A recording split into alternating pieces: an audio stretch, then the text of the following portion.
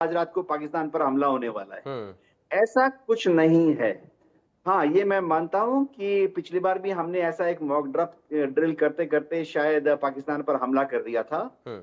उस वक्त बात अलग थी। उस वक्त पूरा देश तैयार हो रहा था कि किस तरह से पहलगाम हमले का बदला लेना है। हमने वो बदला ले लिया है। हमने पाकिस्तान को एक पाठ भी पढ़ाना था कि याद रखो, फिर से गुस्ताखी करोगे कश्मीर से, फिर से पाठ पढ़ाएंगे। बिल्कुल। वो पाठ भी हमने पढ़ा दिया है।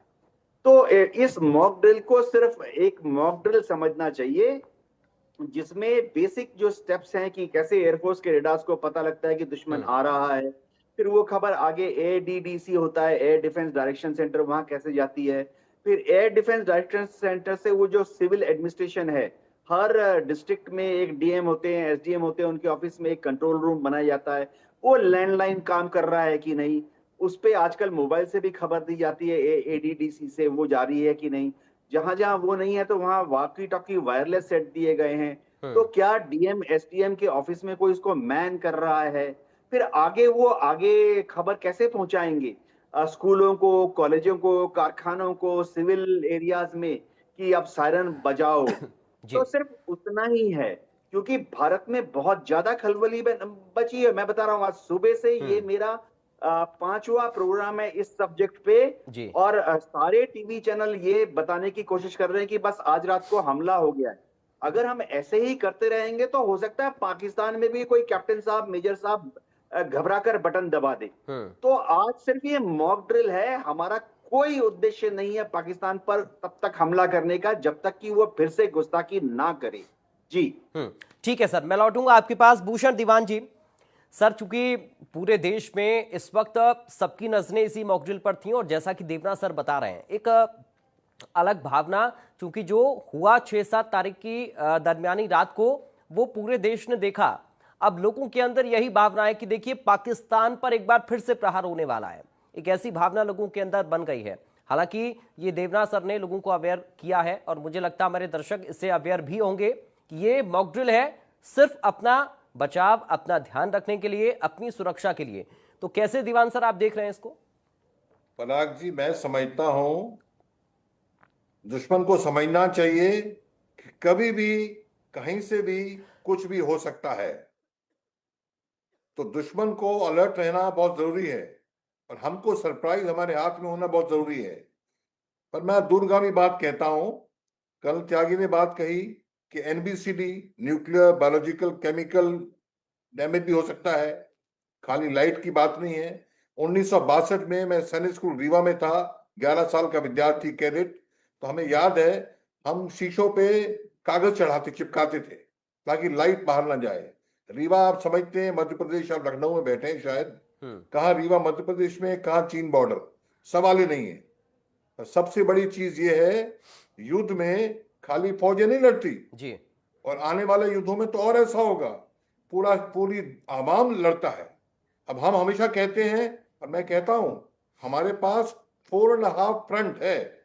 मैं फिर से कह रहा हूं, 2.5 फ्रंट नहीं है, 3.5 भी नहीं है, 4.5। पाकिस्तान, चीन, बांग्लादेश, और 7,500 समुद्री कोस्ट, जिसमें रोज आए दिन चीन की नौसेना आ रही है। और आधा फ्रंट जो है हमारे अंदर का, हम्म। अंदर के जो हमारे स्लीपर सेल हैं। तो मैं क्या कहना चाहता हूं, बहुत चाक चतुर होने की जरूरत, चौकस होने की जरूरत है सबको। जी। और जो अंदर का आधा है, उसको तो बहुत ढूंढना मुश्किल है, उसके लिए तैयारी करना बहुत ज्यादा मुश्किल है। हम्म। हम हमेशा कहते हैं इजराइल कि छोटा सा देश है, 400 किलोमीटर, 5 मिनट में जेट एयरक्राफ्ट इधर से उधर चला जाता है। दुश्मनों से घिरे हुए हैं, और वो कैसे अपना बचाव करते हैं मैं बता रहा हूं आपको। अभी तो ऑपरेशन सिंदूर है। हम्म। अगले 3 साल, 4 साल, 5 साल बहुत खतरे के साल हैं। भगवान करे ना हो लड़ाई, और लड़ाई अवॉइड करने का तरीका एक ही है, मजबूती। जी। मजबूती होगी, सामने वाला बिल्कुल आंख नहीं उठा के देखेगा। और मजबूती हो रही है, हमारी डिफेंस टेक्नोलॉजी में भी हो रही है। हमारी सेनानियों ने तो फर्स्ट विश्व युद्ध, सेकंड विश्व युद्ध में, सारे युद्धों में अपना लोहा दिखाया है। हम्म। अब हमारी डिफेंस टेक्नोलॉजी भी आई है सामने, देख रहे हैं आप। पर फिर भी चीन जैसा दुश्मन जो है, पड़ोसी है, करीब करेगा। तो मैं क्या कहना चाहता हूं, आवाम को इसराइल की तरह अलर्ट होने की जरूरत है। और एक और चीज बता लूं, 71 की लड़ाई में मैंने भाग लिया जी। देखिए जिस टाइप से प्रेशर बन रहा है पाकिस्तान के ऊपर, मेरे मन में तो ये जहन में ये भी ख्याल आ रहा है 13 दिन में पाकिस्तान जो है ईस्ट पाकिस्तान बांग्लादेश बन गया। और कैसे?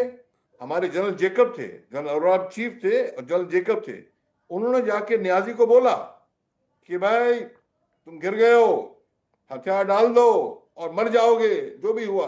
एयरफोर्स ने भी ढाका के राजभवन पे बॉम्ब गिरा है, तो वो डर के मारे सरेंडर कर गए। अब अक्लमंद होगा पाकिस्तान, अक्लमंद तो है ही नहीं जी। कहते हैं अक्लमंद, अगर अक्लमंद दुश्मन बेवकूफ दोस्त से ज्यादा अच्छा होता है, यहाँ तो उल्टा है, बेवकूफ दुश्मन है, कुछ भी कर सकता है। और क्यों? उनको हमेशा लड़ना ही है और बिना सोच के लड़ना है। अभी वो क्या है, इसके चलते क्या है, जो प्रेशर उन पे बन रहा है तो उनको कुछ समझाएगा, पर इसके चलते ये भी होता है क्या, अड़ोसी पड़ोसी चीन अमेरिका दुनिया भर के लोग घुस जाते हैं। कहाँ देखा था हमने रूस इतना बड़ा कि पाक यूक्रेन को खत्म कर देगा। हमारे लिए बहुत अच्छे टाइम पे लोग निकले हैं, कंट्रोल हमारे हाथ में कि चक्रव्यूह में घुसना कब है और चक्रव्यूह से निकलना कब है जी। 90 आवर्स में निकल गए हम, तो तैयारी हमारी पूरी होनी चाहिए। ये तो भी शुरुआत है मॉक ड्रिल की। क्या हमारी जनता को बहुत अलर्ट होना पड़ेगा, ये दूरगामी लड़ाई है। और ये लड़ाई क्यों, भारत तरक्की कर रहा है और दुनिया की आंखों की किरकिरी बन रहा है। बिल्कुल। अभी आपने देखा है पराग जी कितना बड़ा ट्रंप ने डील साइन कर दिया क्रिप्टो का पाकिस्तान के साथ। आपको क्या लगता है इसके चलते पाकिस्तान चुप बैठ जाएगा? क्या लगता है हमको चीन चीन चुप करा देगा पाकिस्तान को? वो तो वहां घूम रहे, चिकन नेक पे घूम रहे थे, बांग्लादेश का मिल रहे थे। तो बहुत हम खतरे से घिरे हुए हैं। तो मॉक ड्रिल की कहानी तो अच्छी बात शुरुआत है, ताकि दुनिया आवाम भारतीय नागरिक समझे कि हमने मिलकर लड़ना है। और सबसे बड़ी बात, हाफ फ्रंट जो अंदर है, हाफ क्या पूरा ही समझो। अभी पार्लियामेंट की रिपोर्ट है 2016 की, 2 करोड़ रोहिंग्या इलीगल यहाँ घूम रहे हैं 2016 की। अभी एक एडवोकेट ने पीआईएल फाइल किया, एफिडेविट साइन एफिडेविट दिया है, 5 करोड़ है यहाँ पे इलीगल सेल्स जी। आपका पड़ोसी क्या कर रहा है, मेरा पड़ोसी क्या कर रहा है? ये तो बहुत ज्यादा खतरा है। हमारी कश्ती तो अपने डुबो दी, ये बड़ा भारी काम है। तो ये भी अलर्टनेस लाना, सभी को आवाम को बीच में लाना बहुत जरूरी है। परसों मोदी जी ने कहा आतंकवाद को खात्मा करेंगे, चाहे बॉर्डर के उस पार हो चाहे बॉर्डर के इस पार हो। सुना होगा आपने। तो इसके कई पहलू हैं, इसको हमने पुरजोर से काम करना है। बजट भी बढ़ेगा और भी तैयारी होगी, एक्विजिशन भी होगी। एक्विजिशन हो रही बड़ी भारी, एक्विजिशन माने नए शस्त्र आ रहे हैं। तो इसके कई पहलू हैं इस चीज के। तो बड़ी अच्छी बात है कि ये माहौल बन रहा है कि हम लोग पूरे सब लोग A to Z सुरक्षा की उसमें आ रहे हैं। सुरक्षा, मैं डेथ हो जाऊं मेरी प्रॉब्लम नहीं है, प्रॉब्लम ये है कि दुश्मन मनोबल कम हो जाता है। इतने लोग मर गए तो मैं अपने को कैसे बचाऊं, मैं दूसरे को कैसे बचाऊं, ये सब ड्रिल का काम है। तो वो भी आधे फौजी बनने चाहिए, तभी काम होगा, ये तो बड़ा मुश्किल हो जाएगा हमारे लिए। ठीक है सर, मैं लौटूंगा आपके पास। संजीव श्रीवास्तव जी, जिसका जिक्र अभी दीवान साहब कर रहे हैं, ये स्लीपर सेल जो हैं, दीमक की तरह जो देश के अंदर देश को खोखला करने का काम कर रहे हैं, कोशिश कर रहे हैं, ये एक बड़ी चुनौती क्या देश के अंदर है और इनको खत्म करना उतना ही जरूरी है जितना, जैसा कि उन्होंने कहा कि प्रधानमंत्री कहते हैं कि सीमा पार के आतंकवादी को खत्म करना जरूरी है।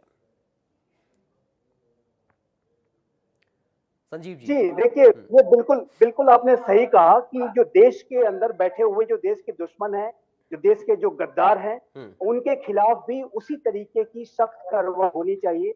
जैसा कि जो आतंकी घटना को करने वाले जो आतंकी आते हैं, जो हत्याएं करते हैं, जाहिर है कि ये जो स्लीपर सेल्स हैं, ओवरग्राउंड वर्कर्स हैं, जितने भी इस तरीके के जो भी एलिमेंट जहां कहीं भी छुपे हुए हैं, उनके खिलाफ भी एक सघन जो है अभियान चलाए जाने की आवश्यकता है। ये मैं हमेशा से कहता रहा हूं। और ये देश के अंदर बैठे हुए जब तक इन दुश्मनों के ऊपर कार्रवाई हम ठीक तरीके से नहीं कर पाएंगे, तब तक हम आतंकवाद की चुनौती का मुकाबला करने में सफल नहीं हो सकते। ये बात बहुत स्पष्ट है। चाहे वो ज्योति मल्होत्रा हो या उसी के साथ साथ अनेक जो ऐसे जो देश के जो गद्दार हैं, जो गिरफ्तार किए जा रहे हैं, लगातार उनके ऊपर भी कार्रवाइयां चल रही हैं। तो इस तरीके की कार्रवाइयों को हमें और अधिक तेज गति से आगे बढ़ाने की आवश्यकता है। और ये जो आज का ये जो नया भारत है, प्राइम मिनिस्टर मोदी के नेतृत्व का, जो हमारा जो काउंटर टेररिज्म रिस्पांस है, उसके तहत ये कार्रवाई भी की जा रही है। और इसका जो काउंटर टेररिज्म मेजर्स के तहत ये भी उसका एक बहुत ही इंटेग्रल और एसेंशियल पार्ट है, जिसको कि हमें लगातार करते रहना होगा। सस्टेन तरीके से करते रहना होगा, क्योंकि हम जानते हैं कि जैसा कि दीवान साहब ने कहा कि इस तरीके के जो एलिमेंट्स हैं वो देश के अंदर मौजूद हैं। इस बात को हमें अच्छी तरह से इसको लेकर के सतर्कता भी बरतनी होगी और इनके ऊपर कार्रवाइयां भी करनी होगी। देखिए, एक बात मैं और भी कहना चाहता था कि जिस तरीके का अंतर्राष्ट्रीय वातावरण है, और मैं दीवान साहब से बिल्कुल सहमत हूं, भारत के समक्ष आने वाले समय में, आने वाले वर्षों में, दशकों में, जैसे जैसे भारत विकसित भारत बनने की तरफ तेज गति से आगे बढ़ेगा, जैसे जैसे हमारी प्रगति, उत्थान, विकास, प्रभाव वैश्विक स्तर पे बढ़ेगा, वैसे वैसे चुनौतियां भी बढ़ेंगी, शत्रु भी बढ़ेंगे। तो उसके लिए हमें अपने आप को लगातार सशक्त और मजबूत बनाने की आवश्यकता है। अपना जो डिफेंस पॉस्चर, अपनी जो पोजीशन ऑफ स्ट्रेंथ को लगातार रोबस्ट बना करके रखने की आवश्यकता है। और पाकिस्तान और चाइना जैसे जो एडवर्सरीज हैं, इनके साथ यदि हम शांति के साथ हमें रहना है तो हमें लगातार अपनी ताकत को बना के रखना होगा और एक अपना डिफेंस पॉस्चर, बहुत ही एक रोबस्ट डिफेंस पॉस्चर मेंटेन करके रखना होगा। और यही कार्य हम चाइना के फ्रंट पर भी कर रहे हैं। चाइना के फ्रंट पर हम अपने डिफेंस के डिप्लॉयमेंट्स को लगातार बना के रखे हुए हैं। बॉर्डर एरियाज का जो इंफ्रास्ट्रक्चर डेवलपमेंट प्रोग्राम है वो टाइम बाउंड मैनर में तेज गति से आगे बढ़ रहा है। बॉर्डर रोड ऑर्गेनाइजेशन बहुत शानदार कार्य कर रही है और अपना इंटरनेशनल कोलैबोरेशन भी हम गहरे करते जा रहे हैं। लेकिन पाकिस्तान जैसा जो एक रोग एडवर्सरी, जो एक रोग नेशन है, उसके खिलाफ तो हमें और अधिक जो है एग्रेसिव जो अपना जो पॉस्चर है वो बना करके रखना होगा। जैसे कि मैंने कहा कि डिटेरेंस को इम्पोज करने के लिए, एक फियर को इम्पोज करके रखने के लिए हमें इस तरीके की तैयारियां करनी होंगी और ये जो हमें कंस्टेंट तरीके से, सस्टेन तरीके से करना होगा। और जो कि मुझे बहुत खुशी है इस बात की कि आज की जो सरकार है, आज का ये जो नया भारत है, वो लगातार अपने नागरिकों को भी अलर्ट कर रहा है, अपनी रक्षा की तैयारियों को भी हम रोबस्ट करके रख रहे हैं और तभी जाकर के हम शांति को मेंटेन कर पाएंगे। जैसे कि मैंने कहा, मैं फिर से रिपीट करना चाहता हूं कि यदि हमें शांति के साथ रहना है तो हमने युद्ध की स्थितियों के लिए तैयार रहना होगा, अलर्ट रहना होगा और हर तरीके की जो प्रिपेयर्डनेस है उसको करके रखनी होगी। ठीक है सर। टीपी त्यागी जी, मैं इस पहलू को थोड़ा सा और आपके पास लेकर आ रहा हूं, क्योंकि दीवान सर ने भी इस बात को कहा और श्रीवास्तव जी भी इस बात को कह रहे हैं कि हमें अगर दुश्मन में खौफ बनाना है तो खुद को सशक्त बनाना बहुत जरूरी है। और पिछले कुछ वर्षों में हमने देखा है कि सेना को लेकर, सेना के आत्मबल को लेकर, उनके उत्साह को लेकर या सेना के इक्विपमेंट्स को लेकर, हमारी रक्षा नीति को लेकर जो बदलाव हुए हैं उनको आप कैसे देख रहे हैं और क्या उन्हीं का नतीजा है कि इस वक्त जो देश के अंदर माहौल बना हुआ है और जो कहें कि भारत खुद में सशक्त हुआ है, जो हम स्वदेशी हथियारों का जिक्र करते हैं, हम ये कहते हैं कि हम पहले दूसरे देशों से हथियारों को खरीदते थे और अब दूसरे देश हमसे हथियार खरीदते हैं, तो ये जो बदलाव हुए हैं, इन बदलावों को आप कैसे देख रहे हैं त्यागी सर? सर, इसमें तो कोई शक नहीं है कि हमारे डिफेंस के अंदर जहां हम पहले हर चीज बाहर से मंगाते थे, आज बहुत सारे हथियार हम खुद बना रहे हैं और इतने इफेक्टिव बना रहे हैं कि दुनिया के बहुत सारे देश लाइन लगा के खड़े हैं उन्हें खरीदने के लिए। अब जैसे उसमें ब्रह्मोस है, तेजस है, तुम्हारा पिनाका लॉन्चर है, आकाश है, और आकाश तीर तो हमने ऐसा दिखा दिया इस ऑपरेशन सिंदूर में कि वो तो केस स्टडी बन गया। लिहाजा इसमें तो कोई शक नहीं है और हमें पाकिस्तान और चाइना से कोई बहुत ज्यादा डर भी नहीं है। मैं दोनों पैनलिस्ट से पूरी तरह सहमत हूँ और जो भूषण साहब ने कहा, संजीव जी ने कहा, जो प्रॉब्लम है वो इंटरनल है और इंटरनल प्रॉब्लम को हम केवल सरकार के ऊपर या सेना के ऊपर नहीं छोड़ सकते। सेना सशक्त है लेकिन सेना गाजियाबाद में तो लड़ने नहीं आएगी। हम हमारे मोहल्ले में कौन आदमी संदिग्ध है, कौन उसमें से स्लीपर सेल हो सकता है, कौन उसमें से ड्रग स्मगलिंग कर रहा है, कौन उसमें ऐसा है कि जो उसके आय के स्रोत से ज्यादा पैसे रख रहा है, इसका जायजा या इसके बारे में जानकारी हमारे आसपास को हो सकती है। मैं एक छोटा आदमी हूँ लेकिन एक प्रपोजल तो कहीं से भी आ सकता है। मैं 2 प्रपोजल देना चाहता हूँ कि हमें क्या करना चाहिए। पहली बात तो ये कि हमें, क्योंकि ये जो मॉक ड्रिल है, इस मॉक ड्रिल में एक पॉइंट और ऐड किया जाए और वो पॉइंट का नाम दिया, हेडिंग दिया जाए, सामाजिक बहिष्कार।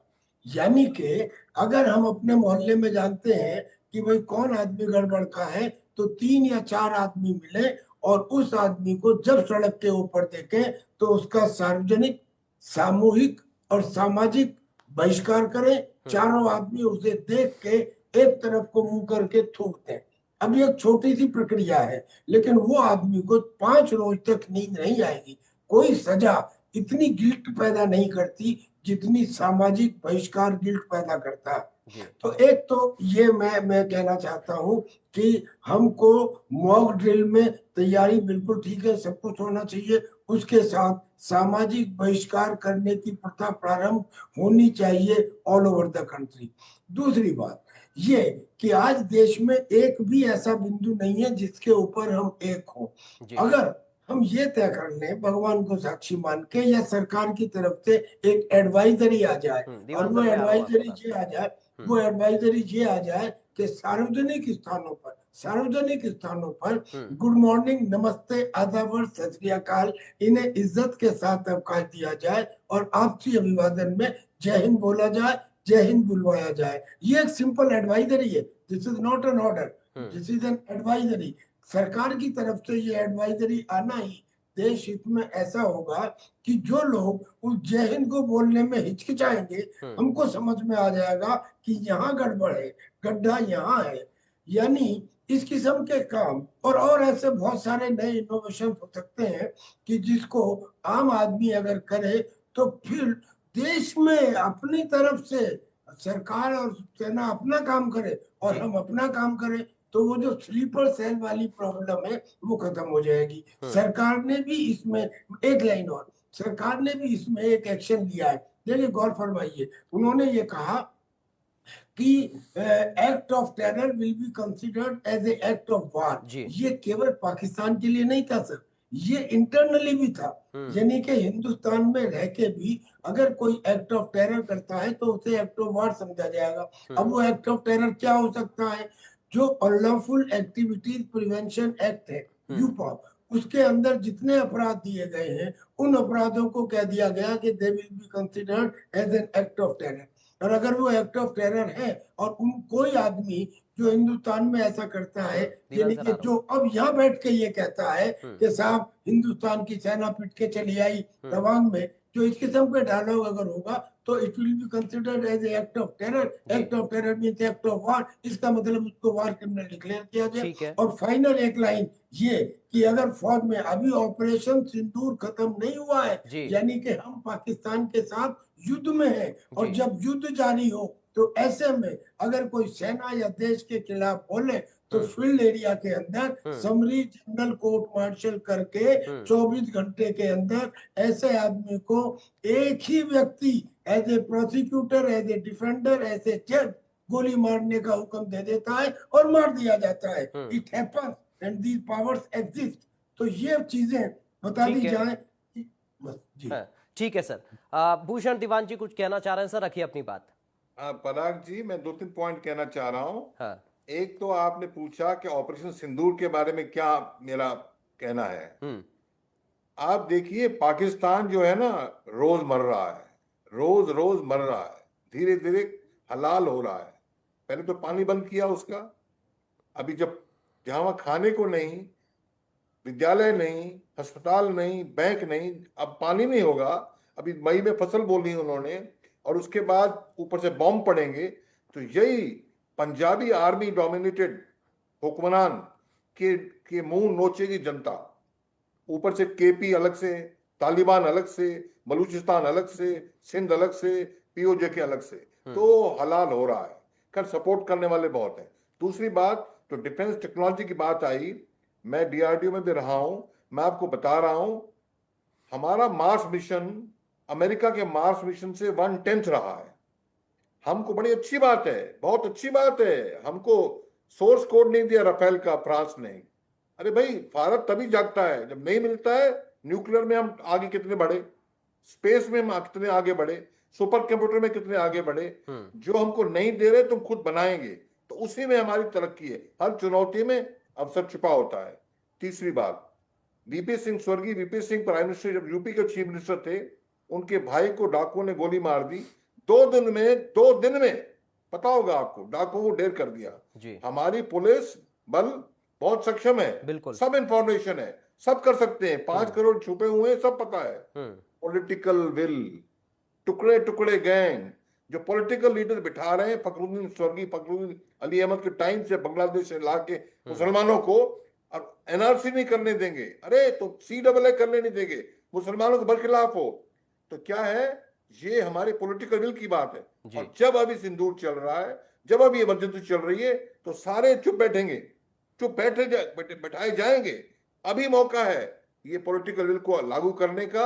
हमारे इंडियंस को अमेरिका से ट्रंप ने मिलिट्री प्लेन में बेड़ियां डाल के तो अमृतसर में भेज दिया, हम ये क्यों नहीं करते? जो वो कर रहा है हम करें, नहीं तो वही हमें रोकने वाले होते हैं। ये मौका है, ये टुकड़े टुकड़े गैंग और वो गैंग, लेफ्ट लिबरल, ये सब ठंडे होंगे, इसलिए होंगे, ये मौका है उनकी अगेंस्ट भी ऑपरेशन सिंदूर करने का।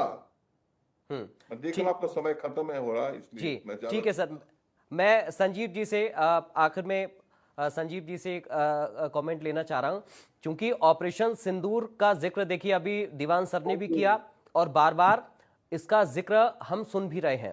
प्रधानमंत्री ने भी कहा कि हम आतंकवाद का खात्मा करके रहेंगे, और अगर भारत की तरफ किसी ने आंख उठाकर देखा या भारत को छेड़ा तो फिर हम नहीं छोड़ेंगे। ऑपरेशन सिंदूर के बारे में अब पूरे देश में संजीव जी चर्चा हो रही है, और बार बार लोग कह रहे हैं कि अभी तो पाकिस्तान को और ज्यादा झेलना बाकी है। जिस तरह से उसने आतंकवाद को पाला पोसा और अपनी धरती दी, आतंकवादी हमलों को भारत में अंजाम देने के लिए सीमा पार कराया आतंकवादियों को, क्या पाकिस्तान के टुकड़े होने वाले हैं? ये बहुत ज्यादा दूर नहीं है अगर पाकिस्तान नहीं सुधरा और अभी भी नहीं समझा, क्योंकि पाकिस्तान चारों तरफ से अब घिर चुका है। उधर हम देख रहे हैं कि BLA किस तरह से पाकिस्तान की कमर तोड़ने का काम कर रहा है, उधर तालिबान भी पाकिस्तान को आग तरेर कर देख रहा है, इधर हिंदुस्तान से भी पंगा पाकिस्तान ले रहा है और मुंह की खा रहा है। तो कैसे देख रहे हैं उसकी स्थिति को इस वक्त आप, संजीव जी? देखिए, एक बात मैं स्पष्ट रूप से कहना चाहता हूं कि भारत के द्वारा जो भी कार्रवाइयां की जाती हैं वो बहुत ही क्रेडिबल होती हैं, रिस्पॉन्सिबल होती हैं, और हम जो भी कार्रवाई करते हैं उसके पीछे एक ठोस कारण होता है। लेकिन पाकिस्तान की जो आंतरिक स्थितियां हैं, वो जिस तरीके की वल्नरेबल स्थितियां वहां पे बनती जा रही हैं, और ये जो पाकिस्तान के जो हुक्मरान जिस तरीके की मानसिकता के साथ वो ऑपरेट कर रहे हैं, मुल्ला मुनीर की हमने तकरीर सुनी थी 4 दिन पहले पहलगाम के, किस तरीके की वो बातें कर रहे थे, और अभी भी जिस तरीके के बयानबाजियां तीसरे चौथे पांचवें देशों में जाकर ये कर रहे हैं, उससे ये बिल्कुल स्पष्ट है कि वहां पर अभी भी सद्बुद्धि नहीं दिखाई देती। और पाकिस्तान के हुक्मरानों के अंदर अगर अभी भी थोड़ा उनके पास समय है, अभी भी थोड़ी बहुत अगर सद्बुद्धि बची हुई है, तो उससे थोड़ा काम लें और अपने आप को सुधार लें। नहीं तो जैसा कि आपने प्रश्न किया, मैं स्पष्ट रूप से देखता हूं कि यदि पाकिस्तान ने अगला कोई हिमाकत की, अगला कोई इस तरीके का कदम उठाया, तो ये पाकिस्तान को कई भागों में विभाजित करेगा, और ये जो पाकिस्तान उसको संभाल नहीं पाएगा। पाकिस्तान की जो आंतरिक स्थितियों का अगर आप, जैसा कि आपने स्वयं जिक्र किया, हम सभी इस पर जिक्र कर रहे हैं कि चाहे वो बलूचिस्तान हो, चाहे वो उसमें BLA BLF जैसे संगठन हो, खैबर पख्तूनख्वा में तहरीके तालिबान पाकिस्तान जिस तरीके से सीधे सीधे सेना और पुलिस फोर्सेस को निशाना बनाता है, उसी तरीके की टैक्टिक्स अब BLA BLF भी अख्तियार कर रहे हैं।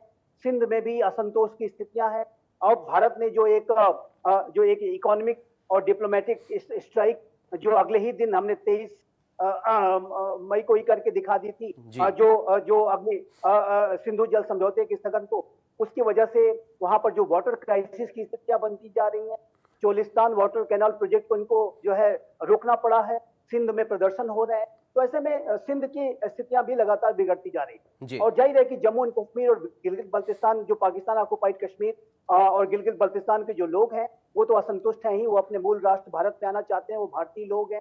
तो ये जो पाकिस्तान की जो हुक्मरानों का जो पंजाबी सुन्नी डोमिनेशन वाली जो मानसिकता है, अगर ऐसे ही अभी भी कंटिन्यू करी, तो ये पाकिस्तान को विखंडन से बचा नहीं सकती, और इसका कई भागों में विभाजन होगा।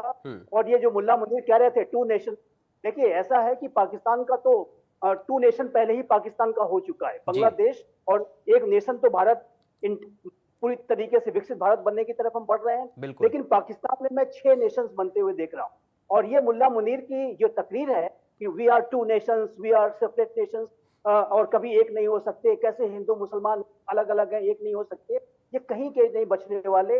इनके कम से कम 6 टुकड़े होंगे। मैं बांग्लादेश तो पहले ही हो चुका है, 5 टुकड़े और होने हैं।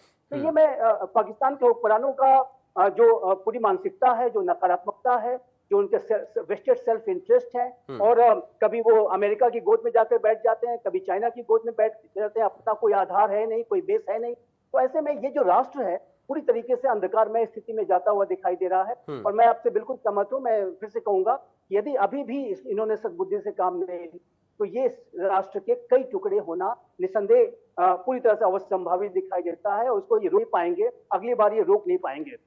बिल्कुल सर, और स्थिति क्या है देश के अंदर की ये भी उन्हें देखना होगा। आर्थिक व्यवस्था किस तरह से चरमराई हुई है, आम जनता किस तरह से परेशान है, ये सारी चीजें बहुत ज्यादा अहम है। क्योंकि वक्त मुझे अभी के लिए इतनी इजाजत दे रहा है, इसलिए आप सभी लोगों का बहुत शुक्रिया अदा करूंगा। संजीव जी आपका बहुत शुक्रिया, टीपी त्यागी सर आपका शुक्रिया, भूषण दीवान जी आपका शुक्रिया, देवनाथ सर हमारे साथ जुड़े आपका बहुत शुक्रिया तमाम जानकारी और इस पूरी बातचीत के लिए। तो भारत के अंदर मॉकड्रिल हुई है, और इस मॉकड्रिल के माध्यम से हमने अपने देश के लोगों को अवेयर करने का काम किया है। और पाकिस्तान में भी खलबली मची हुई है, क्योंकि जिस तरह की तैयारी भारत की है उसको देखकर ही पाकिस्तान थर थर कांप रहा है। फिलहाल बड़ी बहस से मुझे दीजिए इजाजत, नमस्कार।